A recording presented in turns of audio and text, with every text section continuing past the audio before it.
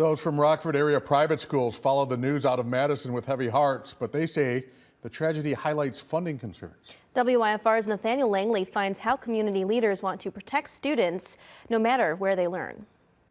Illinois took a step back from financial support to private schools when lawmakers let a voucher program expire at the start of this year. Now, lawmakers consider a different funding opportunity. I don't know what governs private schools, if they receive money, where that comes from. As questions rise from a fatal school shooting in Madison, those closer to home want one answer. How can private schools stay just as safe as public schools? A private school kid, his life is just as important as a public school kid's life, and I think there's no reason to take risks. All students deserve to be cared for and protected. Rockford Christian Schools has crisis strategies, but it wishes the state offered funding for safety.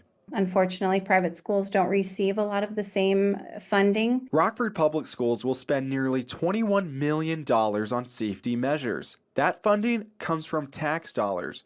Rockford Christian doesn't see a dime from the state for school security. We definitely could use any and all gifts towards safety and security. If the state can't offer financial help, Dr. Duda mentioned school resource officers as another solution. We need to find a way of putting a law enforcement officer in every single school. State Representative John Cabello plans to reintroduce a bill doing just that. We've got to find a way of making sure that this stuff stops. Local lawmakers say they're ready for a real debate in Springfield on protecting every student in the state. It's just about how do we educate our children the best and prepare them for life after. Dr. Duda mentions one lesson she learns from the Madison shooting is a collaboration with public transit. There, city buses transported students to family reunification centers. Thank you, Nathaniel. And Cabello says it's up to the Illinois Speaker of the House. If his SRO bill earns a vote, he'll wait until the General Assembly returns in January to start that process.